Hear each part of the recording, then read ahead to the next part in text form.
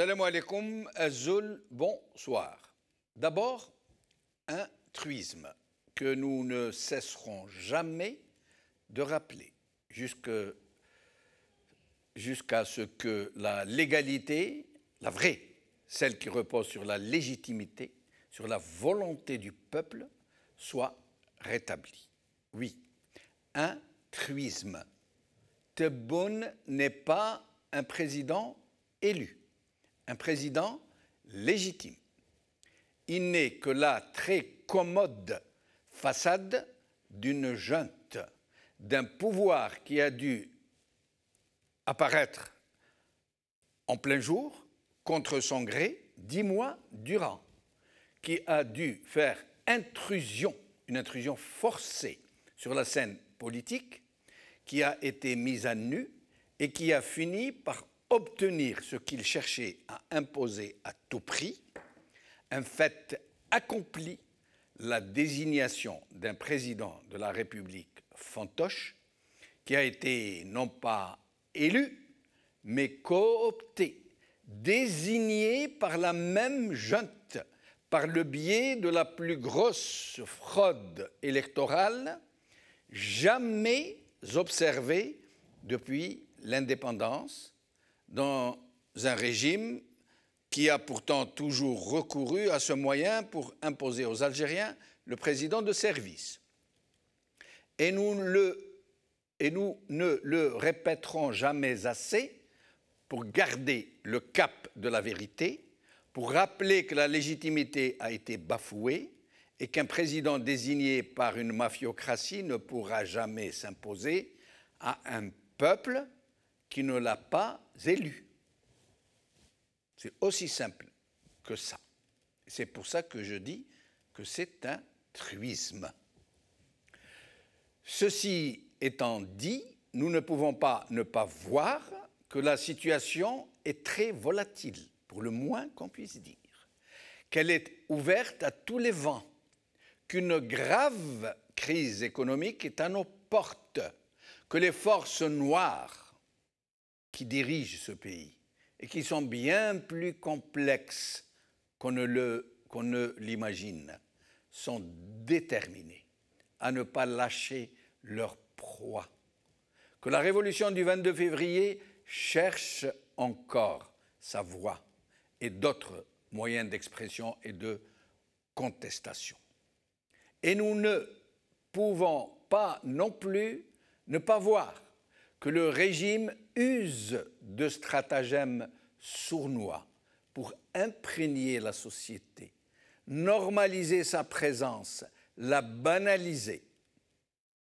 Nous ne pouvons pas ne pas voir que des forces occultes tentent de susciter du ressentiment intercommunautaire et que des apprentis sorciers qui pensent pouvoir atteindre leurs objectifs séparatistes par l'insémination de la haine et de l'affrontement intercommunautaire n'imaginent même pas ce qu'ils pourraient provoquer d'irréparable, y compris pour eux-mêmes. Et il y a lieu, en l'occurrence, de ne pas avoir peur des mots et de dire haut et fort que les extrémistes sont dans tous les camps, dans les groupuscules les plus virulents, chez les berbéristes intégristes, chez les arabistes intégristes, chez les laïcs intégristes, chez les islamistes intégristes. Autant de coteries minoritaires, marginales, mais particulièrement toxiques, qui attisent les braises de la haine, de l'exécration, du déni et du rejet de l'autre. Jusqu'à maintenant, malgré l'usage qu'on a fait le régime pour exacerber les haines et monter les gens les uns contre les autres, les Algériens sont restés unis, pacifiques. Ils ont su éventer le piège grossier. Ils ont compris que c'était le régime qui utilisait les uns et les autres tous ces extrémistes, ces propagateurs de haine pour dresser les Algériens les uns contre les autres. Oui, les Algériens ont su déjouer le complot et faire de la Khawa Khawa leur principal slogan avec celui de Selmiya, Selmiya, dans tout le pays. Je vous avoue que j'ai longtemps réfléchi avant de vous parler de ce complot qui se fomente contre l'unité des Algériens. Parce que j'ai eu peur de jeter de l'huile sur le feu, de réveiller de vieux démons. Mais après mûre réflexion, j'ai estimé que nous ne pouvions pas opter pour la politique de l'autruche, faire comme si de rien n'était, pendant que les forces de la subversion sèment parmi nous leurs bombes à retardement. Et encore plus que le régime, ce sont ces agents de la subversion que nous devons combattre de toutes nos forces, chacun dans son camp, chacun contre les siens propres, contre ses propres extrémistes qui tentent de nous plonger dans l'indicible affrontement. Et dans le même temps que nous les combattrons, nous devons aller les uns vers les autres, abattre toutes les barrières qu'ils ont hérissées entre nous, nous souder les uns aux autres, nous liguer contre tous ceux qui tentent de nous diviser. C'est, je crois, et en cette phase cruciale, la priorité des priorités, et qui sera éminemment profitable à notre révolution, puisque notre union sera notre rempart et notre meilleure arme contre ce régime qui s'obstine à se maintenir à la tête de notre pays en semant entre nous la discorde et la division. وناس بجاية تفاخر بيكم يا ناس وهران برافو عليكم وناس بجاية تفاخر بيكم يا ناس وهران برافو عليكم وناس بجاية تفاخر بيكم برافو عليكم وناس بجاية تفاخر بيكم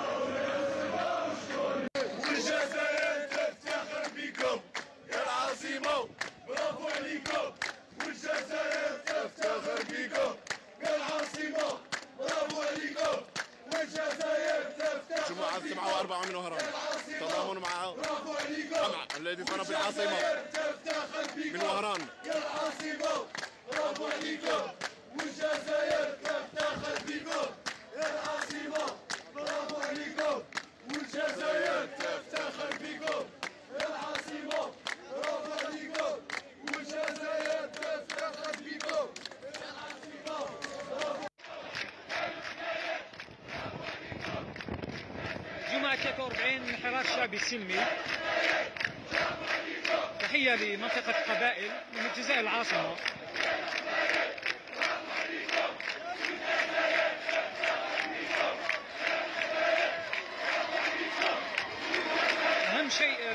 الحراك الشعبي هو الوحدة الوطنية.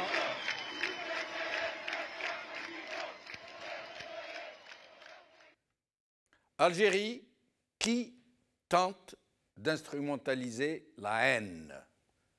C'est le titre de notre émission d'aujourd'hui et pour en parler, j'ai ici avec moi Hassan Hirsch, docteur en sciences économiques. Hassan Hirsch, merci d'être avec nous. Merci pour l'invitation. Bonsoir à toi, bonsoir à Nordin, bonsoir aux téléspectateurs. Et si tu as des invités au téléphone, en effet. Alors bonsoir. Avant de le connaître, et meilleurs vœux. Voilà, et meilleurs gaz. Gaz pour tout le monde. Yennayer Mabrouk. Alors, donc Nordin Aoussat, écrivain universitaire. Nordin Aoussat, merci d'être avec nous. Merci pour l'invitation, si Jamal. Merci. Et je rappelle imam. Aussi. Imam aussi, oui. Tout à fait. Alors, Adel Jabbar est avec nous depuis le Canada. Adel Jabbar, observateur politique. Adel Jabbar, merci d'être avec nous. C'est moi qui vous remercie pour l'invitation et puis meilleurs vœux pour Yennayer, à tous vos invités au peuple algérien. Merci beaucoup. Et avec nous, Badreddine Gerfa, cadre du FIS, qui est avec nous depuis Annaba. Badreddine Gerfa, merci d'être avec nous. C'est moi qui vous remercie, c'est Jamaldine. Salut à vous et à tous les téléspectateurs et meilleurs vœux pour tous les Algériens et Algériennes. Merci beaucoup. Alors, nous allons commencer par M. Tebboune annonce un projet de loi criminalisant les discours incitant au racisme et au régionalisme, discours qui, il faut le reconnaître, font rage, et qui ont tout fait pour diviser les Algériens, surtout depuis que le Hirak a commencé, depuis que la révolution du 22 février. Et je rappelle, comme je l'ai dit dans mon intro, que ces extrémistes sont dans tous les courants politiques, dans tous les courants identitaires, ils existent partout. Et il est arrivé à notre connaissance que les mêmes sont instrumentés par les mêmes services. On connaît même le cas d'un officier traitant, hein, c'est comme ça que ça se passe dans l'ex-BRS, un officier traitant qui travaillait deux camps opposés en même temps. C'était lui. Il travaillait des extrémistes berbéristes contre des extrémistes islamistes, je crois. Oui, et c'était le même qui utilisait les uns et les autres, qui les envoyait au charbon. Et donc, c'est très grave, surtout dans la situation actuelle, où nous sommes en train de vivre une vraie révolution, où les Algériens, leur principal credo, vous avez vu les vidéos qu'on a montrées, sont en train de... Les Kabyles qui sont en train de dire Ouharna, bravo alikum, l'Ouharna qui disent les Kabyles, bravo alikum. Le principal slogan, il faut le rappeler, est Khawa Khawa, Silmiya, Silmiya. Mais malgré tout, ces extrémistes identitaires, idéologiques, linguistiques, religieux, continuent de faire leur travail de sape. Alors, Hassan Hirsch. Oui, c'est parfaitement inquiétant et je pense que si il y a une loi qui se mijote autour de ça, malheureusement, ça ne sera pas une loi dans le bon sens. Comme nous connaissons le régime depuis 1962 à ce jour, toutes les lois, c'est soit pour bâillonner le peuple, bâillonner les acteurs politiques, les acteurs sociaux, culturels, linguistiques, etc., etc. Parce que s'il y a bien un racisme, c'est le racisme d'État. On l'a vu, on l'a expérimenté, on a vu comment les gens étaient torturés, même éliminés physiquement, parce qu'ils ont exprimé des opinions, soit religieuses, soit culturelles, soit linguistiques, etc., où on parlait de l'histoire réelle. Et donc, ça reste quand même inquiétant. Moi, je veux bien qu'il y ait une loi contre le racisme, contre la discrimination, contre la xénophobie, etc. Le problème, c'est que ce sont les agents de l'État qui sont dans cette optique-là. On a vu avec Naïm... C'est les mêmes qui ont instrumenté cette haine, il faut le rappeler. Absolument. On l'a vu comment Naïm Salahi a été instrumentalisé contre les Kabyles. On a vu pas mal de gens qui sont soit députés, soit ministres. On a vu le ministre... Il y a aussi, Hassan Hirsch, il y a aussi dans l'autre camp, mais bien sûr, dans tous les camps. Chez les extrémistes berbéristes, il y a aussi des extrémistes qui sont particulièrement virulents, Bien sûr. qui sont particulièrement racistes, qui sont particulièrement vindicatifs. Oui, oui. Il faut dire C'est des ce que je choses... dis. Non, mais je dis que dans tous les camps politiques, idéologiques, régionaux, machin, etc., il y a ce genre de phénomène. C'est un phénomène qui a été créé de toutes pièces par le régime algérien et qui a commencé en fait en 1963 quand Hossein Ait Ahmed avait pris la responsabilité de lutter contre la dictature qui se mettait en place. Et à ce moment-là, on a traité Ait Ahmed de tous les noms, de raciste, de régionaliste, de traître, etc., de traître, etc. Et donc c'est cette culture du racisme d'État qui a continué, qui a prospéré jusqu'à aujourd'hui. Alors donc, la responsabilité est essentiellement aujourd'hui à l'état-major, puisque c'est le pouvoir réel, et à sa façade civile, en l'occurrence. Mais est-ce que ça ne pourrait pas avoir du bon, même si l'État est illégitime, même si le président est illégitime, est-ce qu'une loi dans ce sens ne serait pas la bienvenue pour empêcher la personne que vous avez nommée, par exemple, qui est députée, qui s'exprime dans les ondes, qui traite les gens de zouaves, et dans l'autre versant aussi des berbéristes extrémistes qui traitent les Arabes de tous les noms d'oiseaux. Est-ce qu'une loi comme ça, si elle est bien pensée, est-ce qu'elle ne pourrait pas avoir du bon? Monsieur Benchenouf, vous avez bien dit si elle est bien pensée. Oui. Ouais. Bien évidemment, je ne pense pas qu'il y ait beaucoup d'Algériens qui refuseraient une loi bien pensée et contre le racisme et qui soit applicable réellement et qu'il y ait une justice indépendante pour l'appliquer. Là, c'est trop demandé. Voilà, donc c'est tout. Il y a beaucoup de choses. Donc, restons sur nos gardes, restons vigilants. Nous avons un rôle à jouer pour dire attention, cette loi, elle va dans le bon sens, ou au contraire, c'est une loi liberticide, une loi, une loi qui vise une catégorie d'Algériens et pas une autre. Il faut rester circonspect. Donc restons wait and see. Exact. Nordin Afsat. Je dirais, pour commencer, d'emblée, je dirais de prime abord qu'une loi qui va dans le sens où il a été annoncé, elle est la bienvenue, bien sûr, puisqu'elle parle d'appeler tout un chacun à se conformer à la Constitution et aux lois de la République, notamment le respect des composantes de l'identité nationale. Maintenant, il y a quelques années, on pouvait encore douter que la mazérité est mise de côté. Aujourd'hui, même l'identité amazigh, elle est constitutionnalisée. Elle est dans la Constitution. Donc sur papier. Sur papier, voilà. Du moins sur papier. Et l'annonce du texte fait référence à cela. Disons que si, encore une fois, je vais utiliser le si ça va dans ce sens-là, bien sûr, elle est la bienvenue. On sera les premiers à applaudir. Tout à fait. Sinon, on est bien tous d'accord ici autour de la table. Et au-delà de cette table, tous les Algériens l'ont bien constaté. Voir la dame que tu as citée, Si Jamaldine, que je ne citerai jamais. Je n'ai jamais parlé d'elle. Hein. Oui, moi non plus. Voilà, je n'ai jamais parlé d'elle.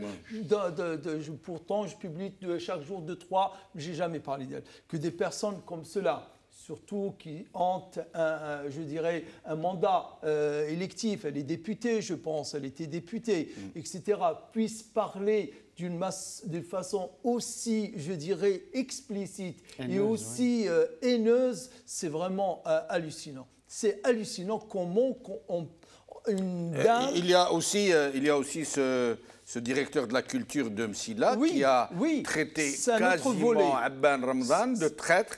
Et ce n'est pas seulement historique. Hein. Il y a dedans du communautarisme. C'est quasiment anti-kabyle, pour dire les choses. Absolument. Mais je dirais deux points. J'insisterai sur 2 points. Le premier, c'est qu'il faut faire preuve de pédagogie. C'est-à-dire, on a besoin aujourd'hui, s'il faut, je dirais, un coup de pouce politique ou même s'il faut un coup de poing politique pour pousser tout un chacun de ceux qui ont la parole publique à œuvrer dans le sens d'expliquer à ces gens, attention, Vous avez le droit, si vous êtes historien, vous avez le droit, si vous êtes qui que ce soit, d'écrire, de nuancer, etc. Absolument. Mais venir comme ça, de but en blanc, remettre en cause le nationalisme, le patriotisme, le passé, calomnier, diffamer, injurier. Voilà, ça c'est inadmissible. Mais Nordin Oussat, est-ce qu'en acceptant comme ça qu'un gouvernement illégitime, qu'un État illégitime vienne essayer de corriger ce qu'il a lui-même instrumenté, un régime qui lance ses agents pour disséminer la haine, pour monter les uns contre les autres, puis qui ordonne à son chef de gouvernement de pondre une loi, ça veut dire Tout à fait. est-ce que ce n'est pas quelque part une reconnaissance de cet État légitime? Eh bien, c'est le deuxième point sur lequel je voulais parler. Si Oui, allons-y. Donc, je vais parler du premier point de pédagogie. Tu as bien fait parce que ça l'explicite encore. Le deuxième point sur lequel je voulais parler, c'est justement ce point-là. Vous savez, on dit aujourd'hui que la peur est une arme politique. Oui, la peur, c'est pas seulement en Algérie, c'est universel. Ça s'appelle le terrorisme. Sous toutes ses déclinaisons. Voilà, la peur, d'une façon générale, comme appellation générique, c'est ce qui se vérifie au Brésil. Le changement qu'il y a eu au Brésil, c'est suite à une peur qui a envahi la société avec la montée des crimes, avec l'insécurité, avec les problèmes économiques, etc. et qui a fait qu'on plonge d'un bord carrément à un autre bord. On avait un président d'obédience socialiste, etc., populaire et tout. On va dans l'autre bord carrément pour un extrême droite, pour l'extrême droite, pour un président de l'extrême droite. C'est ce qui s'est passé en Bulgarie, c'est ce qui s'est passé en Italie. En Pologne. Comment ? En Pologne. En Pologne, en Hongrie. Donc, la peur d'une manière générale. Et cette peur, elle se pratique de cette manière. On fait peur à ce même pouvoir. Il fait peur pour ensuite venir par derrière tranquilliser, rassurer. Voilà, les pompiers, les pyromanes qui allument le feu et ensuite ils crient au feu, au feu, au feu. Donc c'est eux, ils vont alimenter cette peur, ils vont créer cette peur, ils vont amplifier cette peur pour ensuite venir par derrière et la calmer. Un dernier point pour ce deuxième point, comment se déploie cette politique de la peur? Elle se déploie à travers ce qu'on appelle la stratégie des 3 D. Premier D, c'est démoraliser, faire diversion et diviser. Ça, c'est universel. Alors, donc, je retiens ça, je vais revenir donc vers la stratégie des 3 D, oui, voilà, oui. démoraliser, faire diversion et pour diviser. que vous nous explicitiez. Alors, Adel Jabbar, d'abord sur donc, cette instruction de M. Tebboune au Premier ministre pour concocter une loi criminalisant le discours incitant au racisme et au régionalisme. Mais je dois rappeler, avant de vous laisser vous exprimer, que ces extrémistes ne sont pas seulement dans le racisme et le régionalisme. Ils sont aussi dans le religieux. Les laïcs intégristes et les islamistes intégristes, ça existe aussi. Il y a aussi l'idéologique, les éradicateurs, mais alors forcenés, qui à la limite vous disent un bon islamiste, un islamiste mort. Et de l'autre côté, les djihadistes, alors complètement bornés, qui considèrent qu'une femme qui manifeste dans le Irak, c'est haram, quoi. Alors, à votre avis, Adel Jabbar? Moi, je pense sincèrement que notre pays n'a jamais connu un déficit de loi. Les lois ont toujours existé. Ce qui a manqué cruellement, c'est l'application et le respect des lois. Et sous une dictature, je ne pense pas qu'une loi puisse faire la part des choses. J'estime qu'il est extrêmement facile de se laisser submerger par la haine, comme on se laisse submerger par la bêtise. C'est très facile. Nous avons un proverbe ici au Québec qui dit que ceux qui produisent la haine, toute la terre semble petite pour eux, mais ceux qui produisent l'amour, ils peuvent vivre sous un même petit toit. Moi, je voudrais rebondir un petit peu sur l'édito dans lequel vous aviez dit nous devrons, ou nous devrions tous nous mobiliser pour lutter contre ces groupuscules, ces minorités extrémistes. moi je vous dis sincèrement, ce n'est pas le rôle du peuple de lutter contre ces gens-là. Le monopole de la loi et de la violence appartient à l'État. Et c'est à l'État d'encadrer ces gens-là. Tout le monde a le droit de s'exprimer, qu'ils soient extrémistes ou pas. Dans une démocratie, dans une véritable démocratie, les gens s'expriment. Ils expriment leur opinion, mais attention, la loi est là.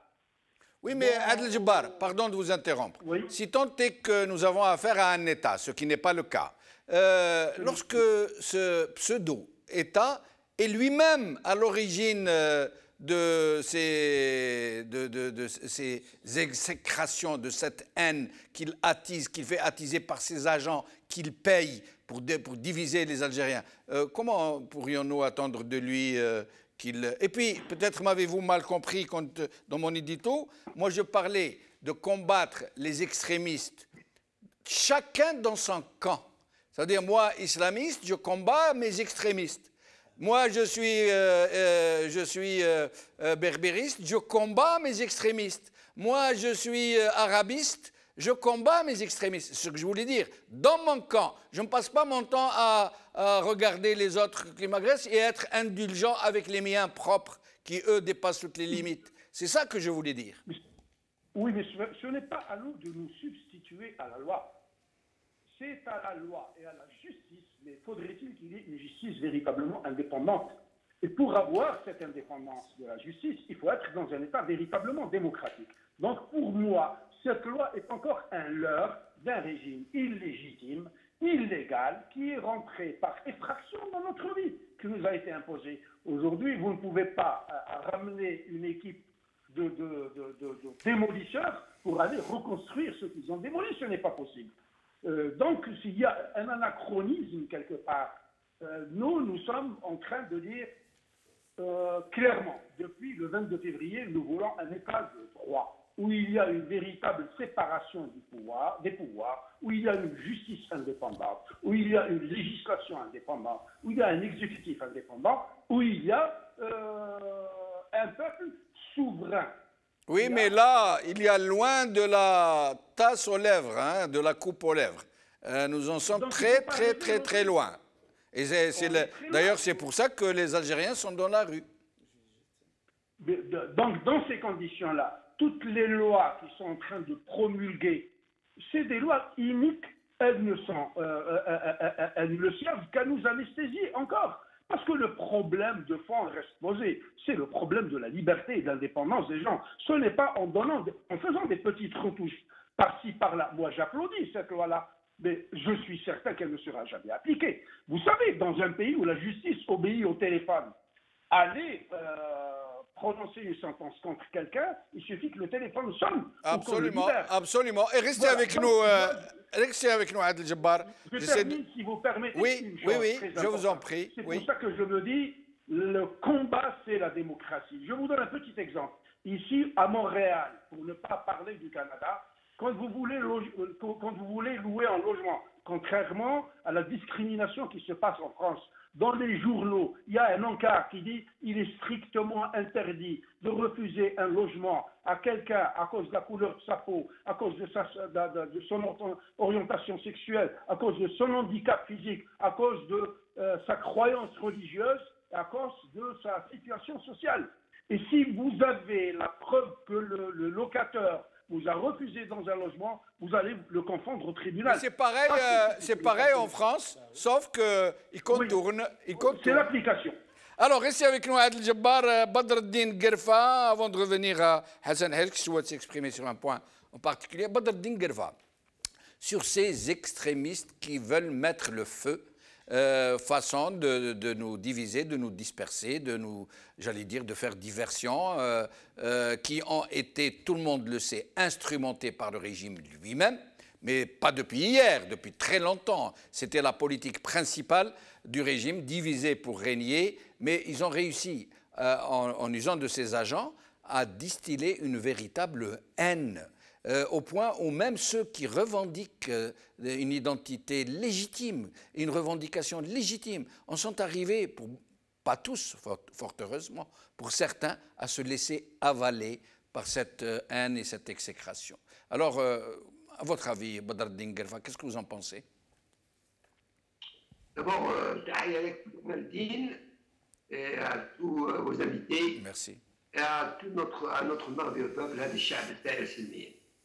Et je salue votre courage, si Jamaldine, pour avoir soulevé, c'est une anticipation, je dirais, soulever ce problème qui risque de casser notre merveilleuse révolution. Les extrémismes, Jamaldine, c'est d'un coup le cancer qu'il ne faut pas.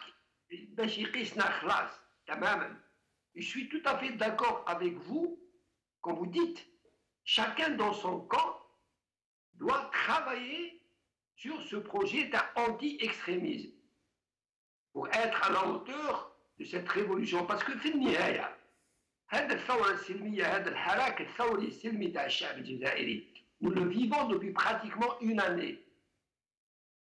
في شعبنا داخل dans la révolution, du moins dans l'iceberg الكبير يعني en Algérie surtout, où le gros de l'iceberg, هذه المشكلة ما بقاتش انتهت عند الشعب.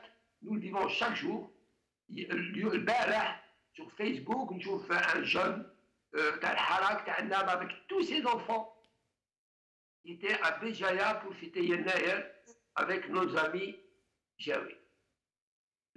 L'hadef, c'est sûr, c'est pour concrétiser la fraternité, cette solidarité qui est en train de se créer, qu'il faut consolider. Le grand problème, le khatar al-kbir, c'est qu'on se trompe d'époque. La phase historique que nous vivons, Lyoum, je l'ai dit plusieurs fois sur votre canal ديالكم, اليوم تقديري أنا وهنا نخاطب شعبنا, نخاطب tous ceux qui nous écoutent, hommes et femmes, jeunes et vieux. اليوم رانا في مرحلة تاع de récupération تاع البلاد تاع الجزائر. اليوم nous n'avons pas un autre projet sauf récupérer l'Algérie. Donc أنا نوصي ناس كما يقول سي جمال الدين qui sont dans mon camp, كما نوصي les autres qui sont dans notre camp. مشكلتنا اليوم, attention, مش مشكلة تاع إسلام, il n'y a eu jamais de problème religieux في الجزائر, c'est pas un problème ethnique, c'est pas un problème de langue, c'est pas un problème de région. اليوم عندنا مشكلة de dictature et en face la liberté. احنا اليوم لازم معركتنا اليوم, وجو سالو هذا الشعب الرائع, هذا الشباب اليوم وين نشوف الناس كل مع بعض. Malheureusement, on doit remarquer que certaines élites, je ne dirais pas tous, tout le monde, mais certaines élites qui sont audibles, malheureusement, n'arrivent pas à se mettre à la hauteur de cette merveilleuse révolution. Ils n'arrivent pas à se mettre à la hauteur, je le dis bien, de cette merveilleuse révolution. Je ne parle pas des partis politiques ou des kakines siyasiya, نسميها أنا ولا les marabouts politiques, qu'ils soient laïcs, islamistes ou baptistes ou n'importe quoi. Je parle سياسيين في الأحزاب. Les militants doivent, de tout bord, doivent faire leur révolution باش نبقاو نريكيبيريو بلادنا ونريكيبيريو الاستقلال. شعبنا الثورة قالت الشعب يريد الاستقلال. Donc الاستقلال اللي قال عليه فرحات عباس رحمه الله, l'indépendance confisquée, Et restez avec nous, Badr Dingerfa, restez avec nous. Je reviens à vous dans un moment. Hassan Herj, sur ce sujet, combattre les extrémistes, chacun dans son camp ou dans ce qu'il estime être son camp. Oui, ça me semble tout à fait important. Parce qu'en fait, il faut distinguer deux champs de possibilités.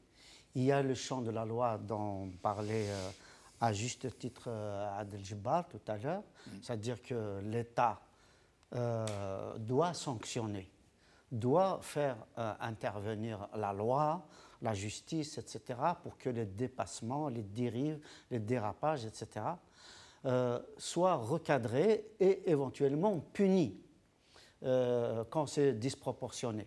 Après, il y a l'autre volet, l'autre champ, c'est le champ éducatif. C'est-à-dire il nous appartient tous, en tant qu'acteurs, etc., effectivement, dans nos champs politiques respectifs, de travailler dans ce sens, de travailler contre la xénophobie, contre le régionalisme dans le sens, évidemment, négatif du terme. Je ne parle pas de la régionalisation. Non, ça c'est un projet politique. Voilà, absolument. Ouais. Donc de tout ce qui est, en tout cas, extrémisme religieux, culturel, linguistique, etc., toutes les formes. Mais aussi, ça ne suffit pas. C'est-à-dire que les acteurs seraient dépassés s'il n'y a pas un projet éducatif à l'école, s'il n'y a pas un projet éducatif dans les associations, dans les partis politiques, dans l'ordre des avocats, l'ordre des médecins, l'ordre des économistes, des experts comptables, des syndicats. Oui, mais pour parer au plus pressé, pourquoi les élites intellectuelles qui sont un peu dans toutes les chapelles, j'allais dire, qui sont chez les berbéristes, qui sont chez les arabistes, qui sont chez les islamistes, qui sont chez les laïcs, pourquoi ces intellectuels qui sont animés de convictions vraies, sincères, qui ont une vision sociétale, qui ont une vision politique, pourquoi se contentent-ils de montrer les autres extrémistes du doigt et sont-ils aussi indulgents avec les leurs propres?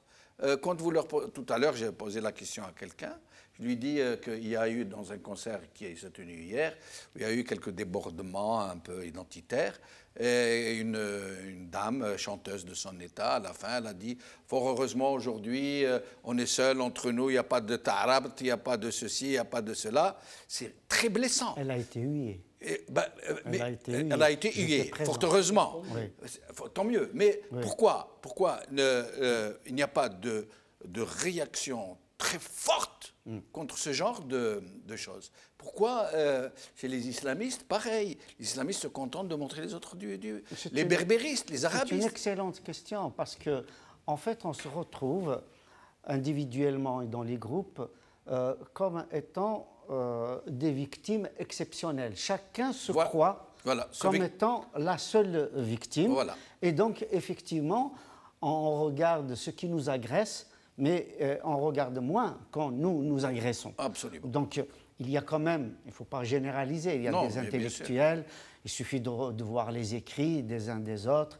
Par exemple, un exemple concret, Belaïd Abban, qui a écrit des livres absolument magnifiques. Il a réhabilité l'histoire de la guerre d'Algérie à travers son oncle Abban Ramvan, où il expliquait que des analyses qui consistaient à opposer Kabyle, arabe, Kabyle, etc., comme ça a été fait par un certain nombre d'historiens, y compris des historiens algériens, que c'était complètement fallacieux. Et il a démontré justement que dans chaque camp, on retrouvait des Kabyles avec des arabophones avec des Kabyles, etc. Donc, il n'était pas question du tout d'ethnie dans le processus révolutionnaire algérien. Et nous ne parlons pas seulement des extrémistes ethniques, nous parlons aussi des extrémistes idéologiques, des extrémistes religieux. En l'occurrence, ce qu'a démontré Belaïd Abban est extrêmement important pour l'histoire de l'Algérie et pour la jeunesse algérienne. Donc il faut y aller dans ce sens. Il y a quand même des intellectuels et je pense que ils sont trop peu nombreux, malheureusement. Oui. Donc il faut surtout en ces temps très troubles, très décisifs, très cruciaux. Merci de les interpeller, Djamaldine. Ils sont interpellés. C'est le moment, puisque le débat a lieu. Approfondissons le débat, comme disait Nordine, avec pédagogie, avec sagesse, et dans le respect des uns et des autres. Alors, je voudrais d'abord remercier Badreddine Guelfa d'avoir salué mon courage d'avoir évoqué ce sujet. En fait, Badreddine Guelfa, merci beaucoup, mais ce n'est pas mon courage, c'est le courage d'El Magharibiya. C'est El Magharibiya qui a décidé de parler des choses, de dire les choses par leur nom et d'alerter sur les dangers potentiels de telles manipulations contre l'unité du peuple. Nordine Oussad, d'abord sur les 3D dont vous nous parliez, avant que je vous pose une question. Oui, donc ça, en fait, ça ne vient pas de moi, c'est une analyse que font des historiens, des politologues, surtout pour la période récente. Cette stratégie des 3D qu'on retrouvera mot par mot appliquée par le pouvoir algérien. Le premier, c'est de démoraliser. c'est-à-dire atteindre le peuple et les masses populaires dans leur morale. Alors là, je réponds tout de suite. Oui. Par exemple, tous les médias du régime, Gaïd Salah, Rabbi Rahmou et tous, qui nous disaient pourquoi vous parlez de millionnaires, il y a à peine 200 000 manifestants dans tout le pays, c'est quoi ces histoires de millionnaires? Et je vous laisse poursuivre. Absolument. Mensonge éhonté, c'est un déni de la réalité. Comme tout faire pour faire tomber le moral, comme on dit. Exactement, tout ça pour casser le moral des gens, un élan enthousiaste, un élan populaire partagé par des millions de gens auxquels on répond par le mépris. Ou le mensonge. Le mensonge, le mépris et le déni. Oui. Le déni de ne pas reconnaître les revendications, le mépris, voilà, en amoindrissant le nombre alors qu'ils sont massifs, on dit Shirdima ou on dit quelques-uns, et aussi le mensonge en disant comme si ils étaient manipulés, alors qu'on sait bien que c'est un mouvement qui émane du fin fond du cœur. Et le deuxième D. Le deuxième, c'est la diversion. Et en utilisant l'intox. Et en utilisant l'intox, bien sûr, l'intox. Je disais une fois, dans la préface, on lit ça de le procès de la sale guerre, dans les éditions découvertes. Habib Souaidi. Habib Souaidi, le procès de la sale guerre, dans la préface, il y a des phrases. Il y a une notamment qui est attribuée à Salima Ghazali, je pense. Non, Salima Mellah. Non, celle qui était dans la directrice du journal La Nation. Salima Ghazali. Salima Ghazali, qui était députée par la suite de FFS et tout, qu'on connaît, on connaît son parcours et tout. Elle dit, en introduction, elle dit que la dictature avant, c'était pas seulement de bâillonner les gens, de ne pas les laisser avoir une liberté d'expression, mais surtout, c'était de les empêcher de voir. Empêcher de voir. Et c'est pour ça qu'on avait le monopole sur tous les canaux, sur toutes les sources par lesquelles on pouvait avoir de l'information. Alors, le deuxième D. Voilà, j'en viens tout de suite. Mais attends, justement, sur le deuxième D, ça coïncide. Voilà, heureusement, ça coïncide. Et elle dit maintenant, moi je dirais maintenant, que le pouvoir ne nous empêche pas de voir, mais il fait diversion. Par l'intox qui vient de Donc le deuxième D, c'est diversion. C'est la diversion, c'est faire diversion. Nous, on revendique une chose et eux, ils vont sur autre chose. Voilà, comme par exemple cette révision constitutionnelle qui est bien sûr demandée. Mais est-ce que c'est la première dans l'échéancier? Est-ce que c'est la priorité des priorités? Ça, c'est fortement au moment où, et là aussi, je vous réponds par un exemple. Au moment où le peuple demande un processus constituant, avec l'élection d'une assemblée constituante, après une négociation avec le vrai pouvoir, M. Tebboune nous lance des miettes de mesurettes, réformettes constitutionnelles. Voilà. Et donc, c'est le D de la diversion. C'est le D de la diversion. Le troisième, c'est le sujet dont on parle depuis le début de l'émission, c'est la division. C'est la division. Diviser pour régner. Voilà. Quand on voit la société partir comme ça en parcellisation, division, etc., tout le monde a peur. Et là aussi, il y a l'exemple.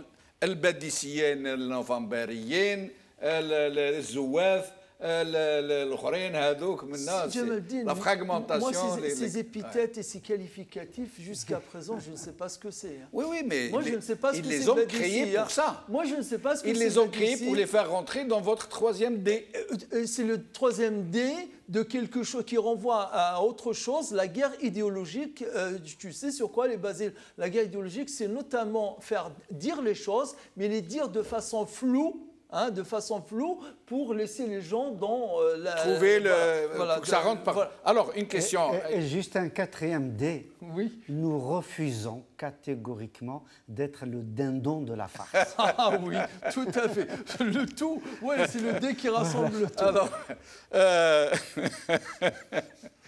elle est très bonne, celle-là. On répond à leurs 3 D par un seul. Alors, Nourdine Oussat, une question. Je parle à l'imam. Oui. Pourquoi, vous savez que les Algériens, la grosse majorité des Algériens sont des fidèles pratiquants. Oui. Ce sont des musulmans pratiquants. D'ailleurs, nous l'avons remarqué lors des manifestations et tout le monde a fini par accepter. Au début, tellement les gens ne voulaient pas faire l'amalgame que certains politiciens voulaient, vous vous rappelez, le 22 février, certains d'autres voulaient organiser le mardi. Oui. Hein, pour qu'ils ne disent pas, Oui. ah, nous, on ne confond pas, parce que si on marche le vendredi, Ou le vendredi on va le nous... matin. Voilà, voilà. Et donc, après, les gens ont vu, et ils ont fait jonction, les pratiquants et les non-pratiquants, au point où les non-pratiquants allaient attendre les pratiquants devant la mosquée, et les gens de la mosquée qui faisaient la prière, dès qu'ils disent « Salam alaikum, salam alaikum », et ça partait. Et donc, alors, c'est mon micro qui est tombé, il va me tuer. Alors, moi, la question que je vous pose, vous, l'imam, la majorité des Algériens sont des musulmans pratiquants. Et dans les mosquées, le vendredi, il y a un sermon qui est très suivi généralement. Pourquoi est-ce que les imams, devant l'imminence de ce péril qui risque de nous faire exploser, pourquoi les imams ne mettent pas le paquet sur ça pour nous rassembler, pour que nous fraternisions, pour que nous nous aimions les uns les autres? Apparemment, donc d'après ce que j'ai appris le vendredi dernier, le ministère des Affaires religieuses, ça fait la 3e vendredi qu'il le fait. Donc il a demandé à tous les imams de faire en sorte que leur sermon du vendredi, leur prêche du vendredi, soit axé essentiellement sur ce sujet de l'union nationale. C'est tel est le cas, et si ça a été réellement ce qui s'est passé, on ne peut qu'applaudir cet appel. Sinon, il faudrait clarifier une chose. D'ailleurs, des enquêtes ont été faites partout en Algérie. On se dit kabyle, on se dit je ne sais pas, on se dit chaoui, on se dit etc. Mais l'algérianité n'a jamais été, je dirais, remise en cause. Oui, elle n'a jamais été antinomique à une revendication de la kabylité, la berbérité, la mazérité de quelqu'un. Je ne vois pas. Il fut un temps, moi je vais te dire une chose, parlons franchement et parlons terrain à terrain. Moi, à 13 ans et demi, je peux considérer que j'étais déjà militant berbère. Je me souviens comme aujourd'hui, le 1er novembre 1974, j'avais 13 ans et demi, presque 14 ans, quand il y a eu Chérif Msadi est venu dans mon village de Djenan à Cheminy pour inaugurer la stèle qui a été faite à l'honneur des Chouhada de mon village. Il y a presque une quarantaine de shahids dans mon village, petit village. Nous scandions, on était jeunes, 13, le plus âgé d'entre nous, il avait peut-être 16 ou 17 ans. Imaziran. On était jeunes, on avait 14 ans. Et puis, on passait nos vacances à étudier les fifineurs et les bribes de l'histoire berbère dans la mosquée, dans la salle qui jouxte la salle de prière dans nos villages en Kabylie. Et en 4e, j'avais mon cahier complètement plein d'écrits sur berbère. Mais, de Téfinard, etc. C'était le cas. Mais, je t'avoue qu'à partir de 79-80, je me suis retiré. À 20 ans, j'ai senti, j'ai pas flairé, j'ai vu de mes propres yeux le détournement de la revendication culturelle, la revendication identitaire berbère pour des besoins et pour des velléités plutôt idéologiques qui n'avaient rien à voir avec l'histoire, qui n'avaient rien à voir avec l'identité. Et depuis ce temps-là, on ne change pas ses racines, on ne change pas son identité. Je le suis toujours, mais je me méfie énormément de ces gens qui eux-mêmes n'ont aucun, je dirais, aucun intérêt pour la cause culturelle, identitaire, historique, etc., mais qui ont d'autres vues derrière, mais ils utilisent ça comme un cheval de Troie, parce qu'en face, ils croient faire du mal à leur adversaire politique, qui est l'islamiste ou qui est le musulman ou autre. Donc il faut faire très attention. Vraiment un mot là-dessus. Oui, oui, bien sûr. Il ne faut pas qu'il y ait de confusion. Moi, je suis un militant berbérisant des années 80. Moi, je suis des années 70. Donc, en termes de récupération du mouvement pour autre chose que la démocratie ou la culture, la reconnaissance, et à l'époque la reconnaissance de Tamazight et de l'arabe algérien, c'était nos slogans. Je ne vois pas de dérive idéologique à partir de 80. franchement, il faut me convaincre Il de y ce côté-là. a eu un mouvement séparatiste qui est né de jamais, ce courant. jamais. Le MAC aujourd'hui. Le MAC, il est né en 2001 et ce n'était pas un mouvement séparatiste à l'époque, c'était un mouvement autonomiste. Il n'est devenu séparatiste que 10 ans après. Donc en 80, je suis complètement désolé, je connais par cœur, date par date, militant par militant, ce qui s'est passé en 80. Je vais t'étonner. Alors, on va laisser Nordin répondre, mais on passe. Je ne peux pas l'accepter. Non, mais bien sûr, tu as tout à fait le droit. Très vite. Là, je dirais l'extirpation ou la mise de côté de la dimension islamique de la culture berbère et amazigh. Attends, je vais te citer des exemples concrets. Attends, je vais te citer. Au contraire, je vais te citer des exemples concrets. Moi aussi. À partir de là où tu t'attends le moins. De là où tu t'attends le moins. Laisse-moi terminer, s'il te plaît. Laisse-moi terminer. De là où tu t'attends le moins. Moi, depuis que j'étais jeune, on écoute Idir. Idir, pourtant, on n'a rien à dire. Même si de temps en temps, il avait un petit peu, il s'est rapproché quelque part, où il a fait des déclarations, etc. Mais au début des années 80, il a changé les paroles de ses chansons, hein, notamment Sendo, notamment, il a changé, il n'a rien qui a été changé de toutes les paroles de la chanson que Dieu. Attends, excuse-moi. Regarde.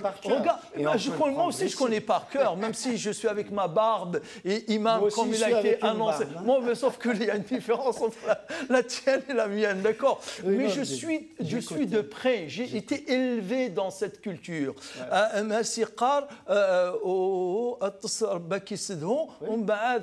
Dans la version suivante,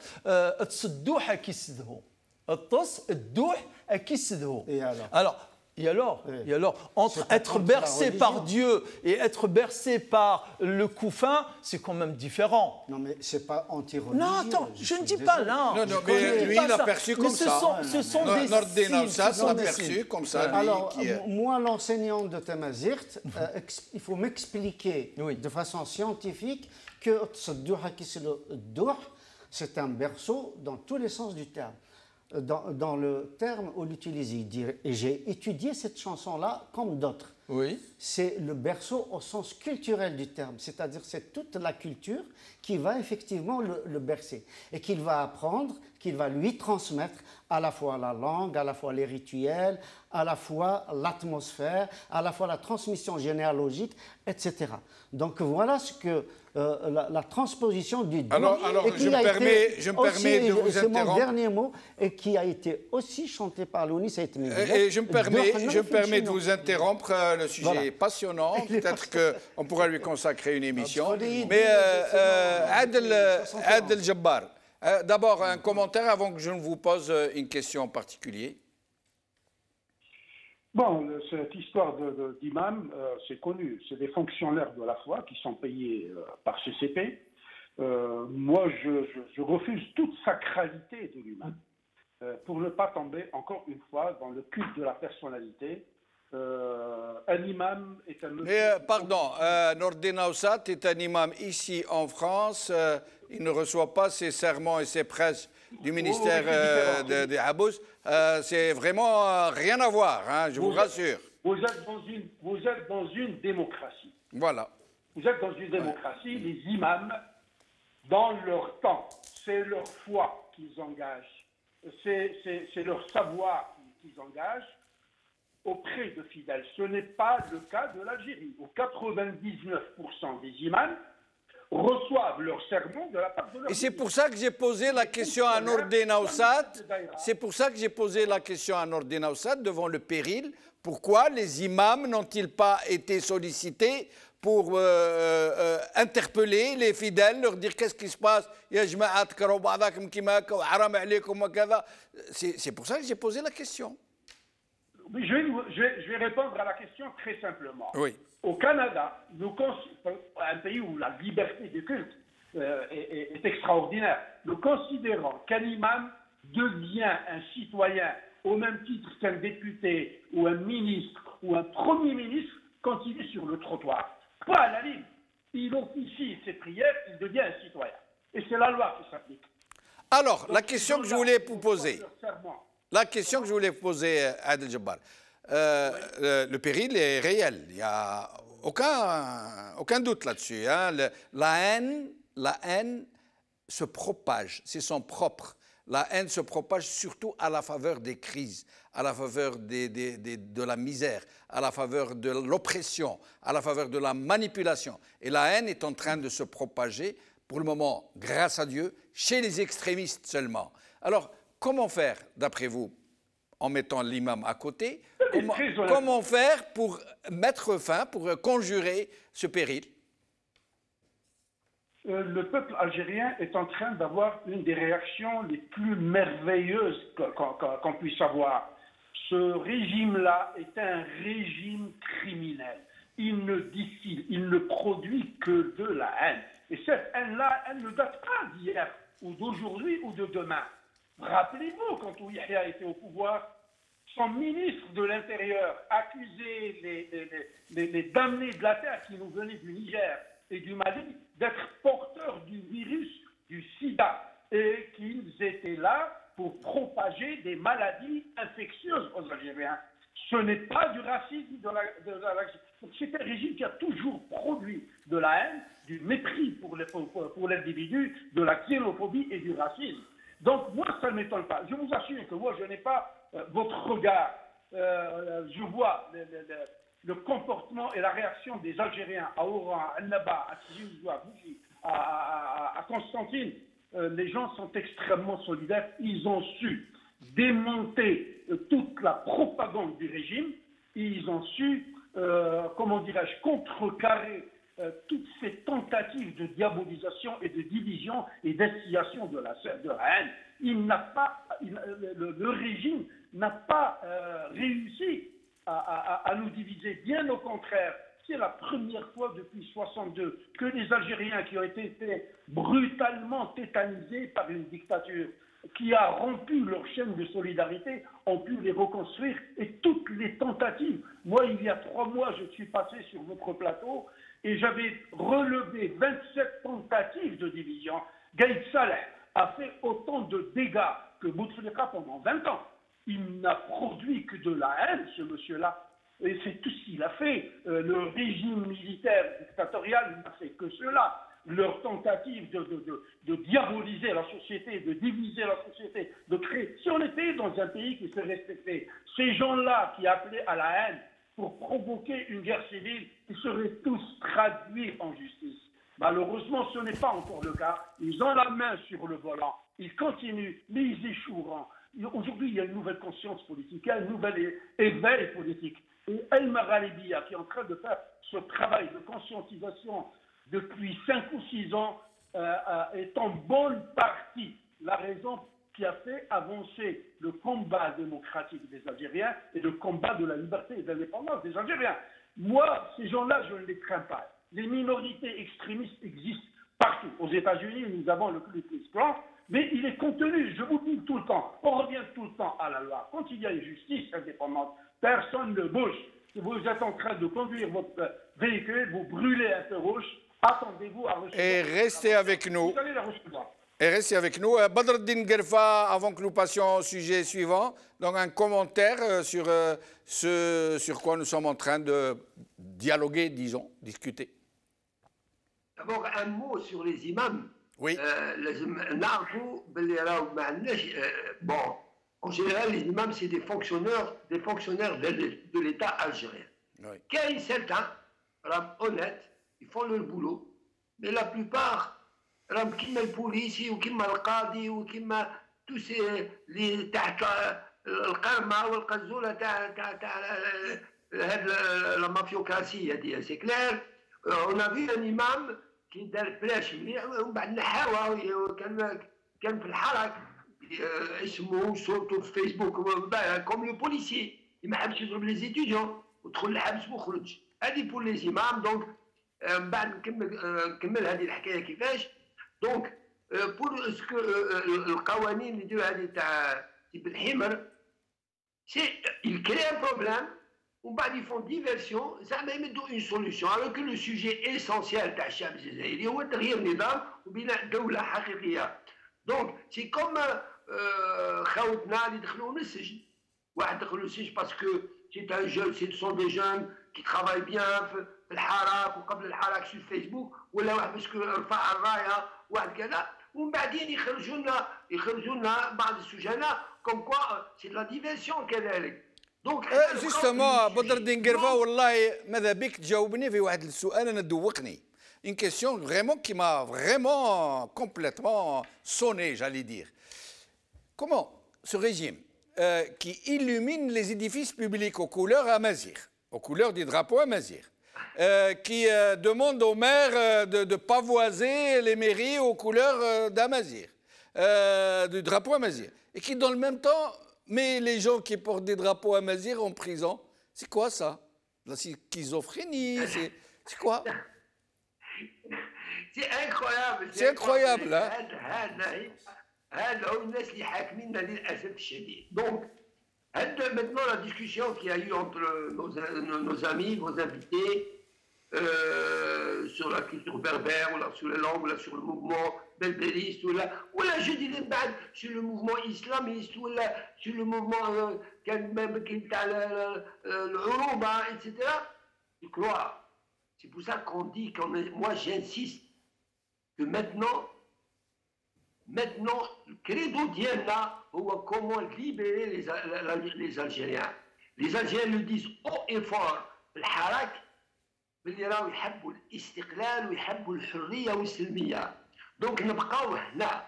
هاد لي ديسكسيون ماتنون مشكورين عليها في البلاطو، ولكن انا شخصيا كون جو سوي في الحراك في الميادين، كون جو دي يجيو الناس، انا راني من الفيس، كي يجيو دي زامي من الفيس جو لو دي بونجور، نقول تسمحوا لي انا جري ايور باسكو مون ترافاي il est ailleurs.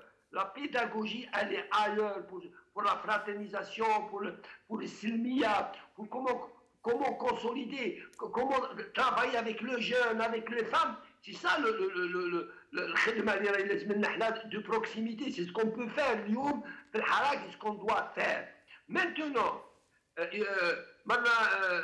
كاينه كلمه قالها سي زويميه وكنت معاه مره معاه في ليكسبلوزيون ديموكراتيك، ليكسبلوزيون دي ليبرتي. هذا هو الخدمه تاعنا، لان اليوم طونك هذا البوفوار راهو حاكم في يده كل شيء، المانيبيل كوم يفو، يحط لك مني ويرجع لك دو لوت كوتي.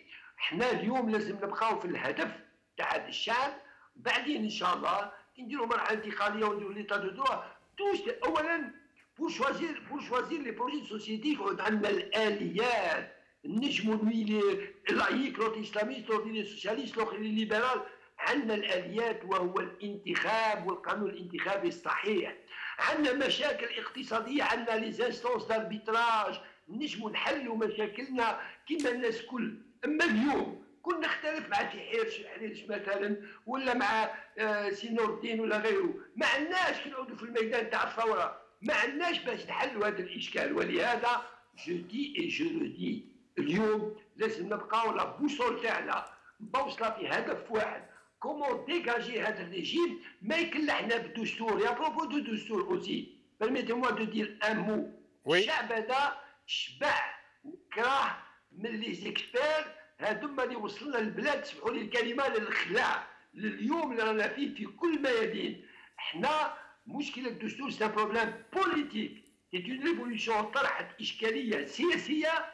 الاشكاليه السياسيه هي اللي تخلينا باذن الله في مرحله انتقاليه باش ندخلوا في ان بروسيسوس كونستيتيون اون تروفا لي مويان اون ديسكوتون سان ا بريوري et rester باش نكتبوا دستورنا à travers des gens que nous choisirons nous en tant que peuple. Et restez avec nous. Restez avec nous, Badr Eldin Guerfa. Alors, deux sujets qui nous restent, on va essayer de les discuter donc de façon assez enlevée. Hein. Nous avons d'abord, M. Al-Jabbar vient de nous dire quelque chose de très sensé. Au lieu d'essayer de trouver des moyens comment lutter contre ces extrémistes qui veulent nous plonger dans l'indicible, il suffit de mettre en place un état de droit. Et il l'a dit, même aux États-Unis, ils ont des extrémistes, ils ont le Ku Klux Klan, mais s'il brûle un feu rouge, il est arrêté. Donc, et pour Belheimer, pour les initiatives de M. Belheimer, le ministre de la Communication et porte-parole du gouvernement, qui nous promet, comme ça, la liberté de la presse, l'indépendance de la presse, comme si ça pouvait se faire, comme si vous, demain, journaliste, pouvez aller en Algérie, faire une investigation sur un général qui a touché une commission sur des achats d'armement à coût de milliards. Le plus normalement du monde, c'est M. Belheimer qui l'a institué. Et donc, c'est la même chose. Ça veut dire qu'il aurait fallu d'abord installer un état de droit pour pouvoir... C'est pas l'inverse. Sinon, j'aimerais que nous commencions à parler de ce dialogue de M. Tebboune, au moment où les Algériens demandent une négociation avec le vrai pouvoir qui est celui de l'armée, M. Tebboune initie un dialogue, ou un semblant de dialogue, et il commence à convoquer les gens à recevoir Ben Bitour, Rahabi, et des gens qui acceptent d'y aller, hein, sachant que ce président est illégitime. Et on nous parle aussi prochainement de la réception de partis politiques, pas les petits. Et d'ailleurs, on se demande comment il va mesurer les petits, les grands, puisque même les grands ne sont grands que par la fraude électorale. Tout le monde le sait. Tout le monde sait que le RND ou le FLN ou les autres partis que nous ne nommerons pas, qui ont des députés, n'ont des députés que des quotas. Il n'y a aucun parti qui a été réellement élu. Son importance est proportionnelle au quota que lui donne le régime. Et donc, voilà, d'après vous, Hassan Hersh, ce dialogue que M. Tebboune est en train d'initier, ça sert à quoi, d'abord? C'est pour quoi faire? Moi, je pense que nous sommes dans le deuxième D. La diversion. C'est-à-dire, dès lors qu'un régime a été installé par des procédés totalement inacceptables, totalement antidémocratiques, totalement antipopulaires, et qui vraiment va dans le sens vraiment opposé, diamétralement opposé de la volonté populaire qui s'est exprimée au moins depuis 10 mois, sans compter évidemment toutes les manifestations avant, toutes les organisations avant, etc., etc. Donc au moins 10 mois, massivement, le peuple algérien, comme un seul homme, a dit ce qu'il voulait. A dit que ce que nous voulons, c'est négocier avec le pouvoir réel pour que nous puissions aboutir à une vraie transition. Absolument, à une transition où on pourra élaborer une constitution démocratique avec séparation du pouvoir, liberté totale de la presse, avec reconnaissance des spécificités religieuses, culturelles, linguistiques, etc., etc. C'est-à-dire que l'Algérien puisse se sentir vraiment chez lui, pour qu'on arrête déjà l'hémorragie de ceux qui partent parce qu'ils sont brimés, parce qu'ils ne peuvent pas être ce qu'ils sont chez eux. On leur demande d'être ce qu'ils ne sont pas, ainsi de suite. Donc aujourd'hui, que Tebboune, qui a été désigné par l'armée, tout le monde le sait, lui-même il est le premier à le savoir, avant nous, invite un certain nombre de personnalités, mais on voit bien que ce ne sont pas, pour le moment, ce ne sont pas des personnalités qui ont montré véritablement l'opposition au scandale. Mais Hassan, même si, à supposer, hein, oui. Même si Tebboune réussit à réunir, à rassembler tous les partis politiques et toutes les personnalités politiques les plus visibles qui sont sur la scène, hein, même s'il les réunit tous, ça ne représentera pas le peuple qui tombe dans la rue. C'est clair. Alors là, j'exagère. Hein. Oui. Tous les partis politiques, ensemble, réunis, et toutes les personnalités politiques, ça ne représente rien face aux millions de gens qui sont dans la rue et qui disent une période de transition. Et je rappelle qu'une période transitoire, ça veut dire quoi?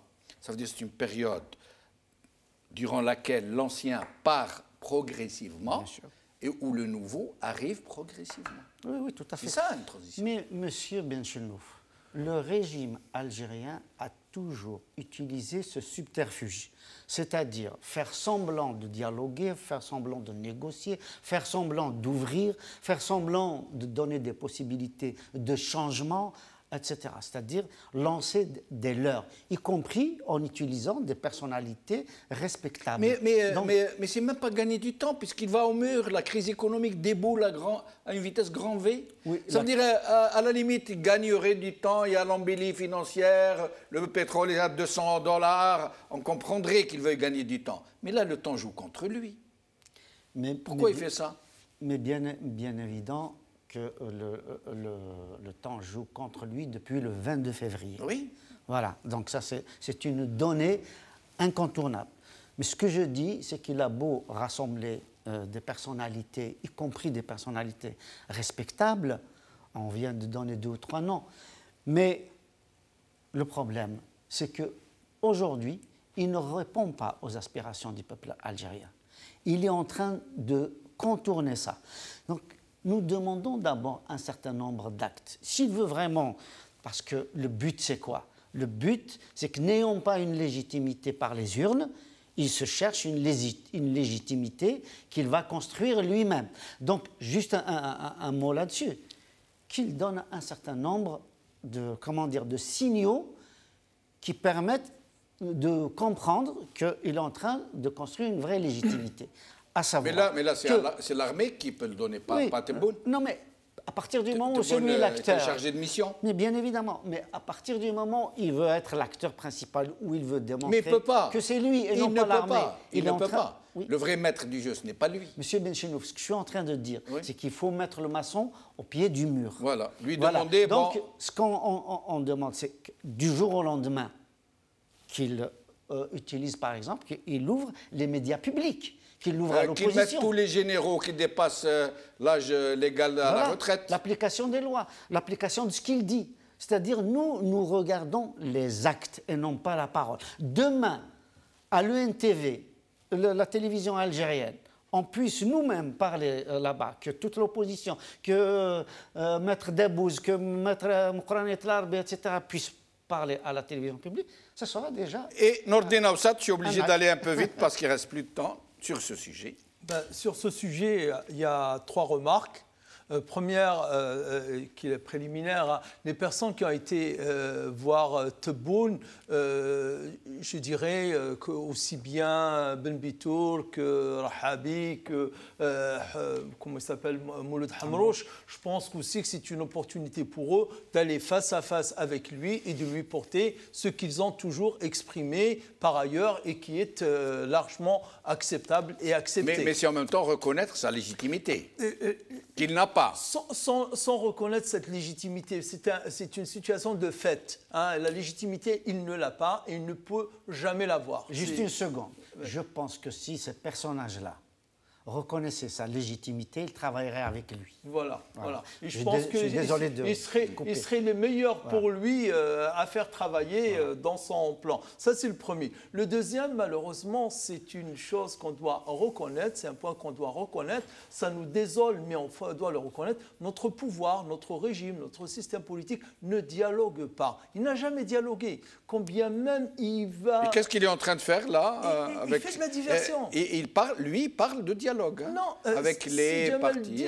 Si Djamaldine, remontons le fil de l'histoire jusqu'aux premières années de l'indépendance. Les toutes dernières années où il y avait vraiment une annonce grandiloquente du dialogue, c'est la fameuse CDN, la conférence de dialogue national. La CDN. Et la charte nationale de 1976. Je dirais la charte de 1976. J'étais jeune à l'époque, mais je pense que c'est une des périodes les plus florissantes en dialogue. Moi, j'avais 15 ans. Dialogue, c'est trop dire. Moi, j'ai vu. Moi, dans les quartiers, Abbas, tout de suite en prison. Oui, bien sûr, Farhat Abbas, Belkhadda et tout. Mais dans les quartiers, je t'assure que dans les quartiers, moi, je me souviens très bien, il y avait un dialogue franc entre les jeunes. Mais ce qui n'arrangeait pas le régime ne passait pas à la télé. Moi, j'en sais quelque chose. Je ne parle pas de la télé, je parle du terrain. Non, mais l'objectif du dialogue, c'était pour tuer le dialogue. Alors, très vite, Nordine Aoussat, parce que... Troisième point, c'est Djamaldine. regardons le dialogue notamment tel qu'il a annoncé. Moi, je ne crois pas. Je crois pas. Ça n'a jamais été un moyen de résorber une crise ou de trouver une issue. Non, du tout. La définition de la Constitution, puisque c'est le premier chantier de ce gouvernement. Oui. Vous avez écouté la définition que M. Jarrad donne de la définition, mais c'est une définition scandaleuse et elle n'est pas très ancienne, le 14 avril. Il dit comme ça, texto, explicitement, il dit la Constitution, c'est l'expression d'un rapport de force à un moment donné. Ah, d'accord. Ce n'est pas l'émanation de la volonté populaire. Non, ce n'est ni un contrat social, ni un pacte national, ni une émanation de la volonté populaire. C'est l'expression. Et en l'occurrence, c'est le rapport de force entre tout un peuple et un état-major. Exactement. Alors, Adel Jabbar, très vite, nous avons débordé sur le temps de l'émission à ce sujet de dialogue, comme ils disent. Dialoguer, c'est d'abord savoir écouter. Ce n'est pas savoir parler. Or, ce régime-là n'écoute pas du tout. Il est sourd aux revendications du peuple depuis notamment le 22 février. Donc, c'est encore une fois un leurre, une tentative de diviser cette révolution-là, de créer le doute, mais ça ne marchera jamais. Pourquoi? Parce que cette révolution, ou la Hirak, il a transcendé pratiquement tout le monde, aussi bien le pouvoir que les partis politiques, que les partis d'opposition, que les idéologies, que les différences. Sa revendication est claire. Et on est resté concentré sur ça, c'est changement du régime. Maintenant, moi, je ne ferme pas la porte à toute tentative de normalisation pour sortir de cette situation de blocage. Il faudrait que le pouvoir incarné par Tebboune, avec derrière lui les généraux, manifeste de façon publique, honnête et loyale leur véritable volonté de céder le pouvoir, d'appliquer l'article 7 et 8. On dit souvent que le diable est un personnage extrêmement positif en enfer, parce qu'il est seul. Et il est pur, le diable, parce qu'il ne sait faire qu'une seule chose, le mal. Le régime algérien a été élevé, il a été créé, il a toujours opéré dans cette ambiance malsaine. Merci. Donc, ne leur accordons pas un chèque à blanc, restons sur nos gardes et soyons extrêmement vigilants. Ils sont capables de tout. Merci Adel Jabbar, restez avec nous jusqu'à la fin de l'émission. Badreddine Guerfa, le mot de la fin vous revient sur cette histoire de dialogue, entre guillemets, bien sûr. Oui, le dialogue, c'est... théoriquement, le dialogue, c'est un civilisationnel. Mais le dialogue, c'est le régime. Souvenez-vous, le dialogue, c'est Rousel en 91, il y a un dialogue folklorique. Souvenez-vous du dialogue de Zelouane, où les gens venaient des micropartis, des personnages qu'on ne connaît pas du tout. Là, le dialogue de Bouteflika, tout ça. Ou la charte nationale que j'appelle la forme moraine. الناس تتكلم même تتكلم librement, mais à la fin il dit qu'une charte nationale, une constitution, oui et non. Donc c'est pas ça ce que veut le peuple algérien اليوم. Nous sommes dans une phase historique autre. اليوم تقدم هذا الشعب الجزائري اليوم كي نشوفوا شو داكور كم سي الحيرج نهار نشوفوا في لو ان تي في نشوفوا باين احوال نشوف علي بالعاج من هنا ومحسن بالعباس اكوتي يتكلموا يدبات ان بروبليم ايكونوميك ولا بوليتيك. لما نشوف كريم تابو من هنا ونشوف مراد دينا دو لوت كوتي، ولا نشوف دي جون، نشوف ابراهيم العلامي، ولا نشوف جون سي انكور كي يتكلموا في لا تلفزيون ولا في الشروق ولا في البلاد ولا في النهار. لما نشوف l'université algérienne, نشوف un homme politique, c'est un amphithéâtre وفي un débat politique مع les étudiants et les étudiantes. باينه كاين حريه. Ça c'est le premier dialogue. Merci. في هذه الحاله نقولوا رانا بدينا نديروا لي بريمي با. هذا هو سكون فو اليوم. الكلام المعسول on n'en veut plus. اليوم on veut des actes.